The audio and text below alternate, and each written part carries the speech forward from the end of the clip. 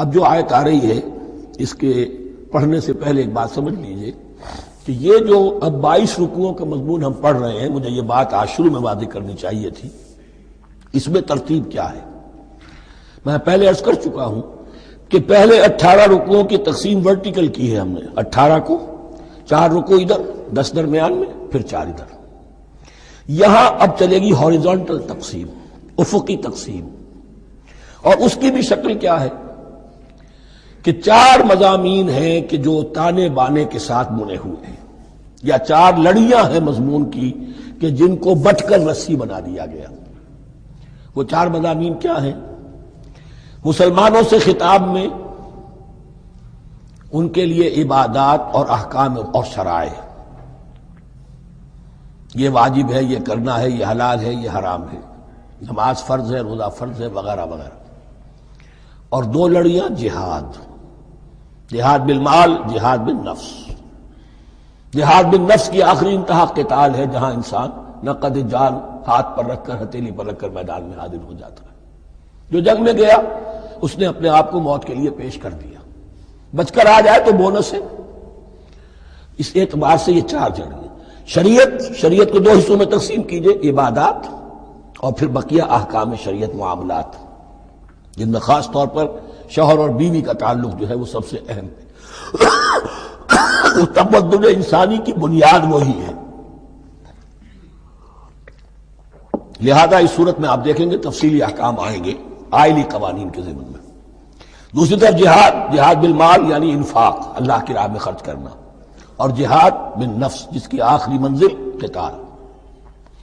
اب یہ 4 لڑیاں اس طرح سے ہیں، فرض کیجئے ایک لال لڑی ہے، ایک پیلی ہے، ایک نیلی ہے، ایک ہری ہے، ان کو بٹ دیا گیا ہے۔ جب ایک طرف سے دیکھیں گے تو کٹا پھٹا نظر آئے گا، رنگ لال نظر آیا، پھر پیلا نظر آیا، پھر نیلا نظر آیا، پھر ہرا، پھر لال، پھر نیلا، پھر پیلا، پھر ہرا۔ تو ایسا معلوم ہوگا جیسے کٹے پھٹے ہیں مضامین۔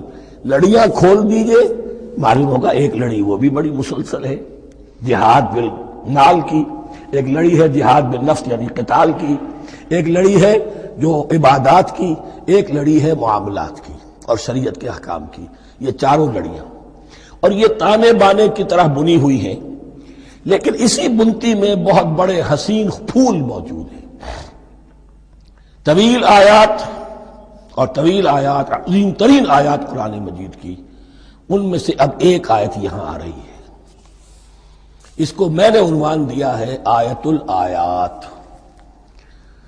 ان فی خلق السماوات والارض واختلاف اللیل والنہار والفلک التی تجری فی البحر بما ينفع الناس وما انزل الله من السماء من ماء فاحیا به الارض بعد موتها وبث فيها من كل دابة وتصريف الرياح والسحاب المسخر بين السماء والارض لآیات لقوم يعقلون۔ اتنے فینومینا آف نیچر کسی ایک آیت میں جمع نہیں ہے قرآن میں۔ اللہ تعالیٰ تمام فینومینا آف نیچر کو اپنی آیتیں قرار دیتا ہے۔ آسمان اور زمین کی تخلیق، رات اور دن کا الٹ پھیر مختلف جگہوں پر، اور یہ جو ستارے ہیں اور یہ جو بھی نباتات ہیں زمین کی، ان میں سے آیتیں ہی آیتیں۔ لیکن ان آیت الآیات کو جس طرح یہاں ایک آیت میں سمویا ہے، یہ حکمت کا ایک بہت بڑا پھول ہے، بہت بڑا پھول جو ان 4 لڑیوں کی بنتی کے اندر آ گیا ہے۔ یقیناً آسمان اور زمین کی تخلیق میں اور رات اور دن کے الٹ پھیر میں، اور اس جہاز میں یا کشتی میں جو چلتی ہیں سمندر میں یا دریاؤں میں، وہ سامان لے کر جو لوگوں کو نفع دیتا ہے، بما ينفع الناس وما انزل الله من السماء من ماء، اور اس پانی میں کہ جو اللہ نے اتارا ہے آسمان سے، فاحیا به الارض بعد موتها، اور پھر اس سے وہ زندہ کر دیتا ہے زمین کو اس کے مردہ ہو جانے کے بعد۔ بے آب و گیا زمین پڑی تھی، بارش ہوئی ہے، اسی میں سے روئیدگی آ گئی ہے۔ وبث فیہا من کل دابہ، اور یہ تمام حیوانات اور چرند اور پرند جو اس کے اندر پھیلا دیے گئے ہیں۔ وتصریف الریاح، اور یہ ہواؤں کا چلنا جو ہے، کبھی پروا چل رہی ہے، کبھی پچھمی چل رہی ہے، کبھی مشرق سے آ رہی ہے، کبھی مغرب سے آ رہی ہے، تصریف الریاح ہے۔ والسحاب المسخر بین السماء والارض، اور ان بادلوں میں کہ جو معلق کر دیے گئے آسمان اور زمین کے درمیان۔ لآیات لقوم یعقلون، ان سب میں آیات ہیں، نشانیاں ہیں ان لوگوں کے لیے جو عقل سے کام لیں۔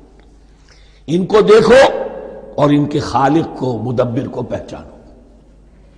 آیات ہے، اور ان کے آیات کے پہچاننے کا جو عملی نتیجہ نکلنا چاہیے، اور جس کو عام طور پر لوگ نہیں پہنچ پاتے جس تک، اب اگلی آیت میں اس کا تذکرہ ہے۔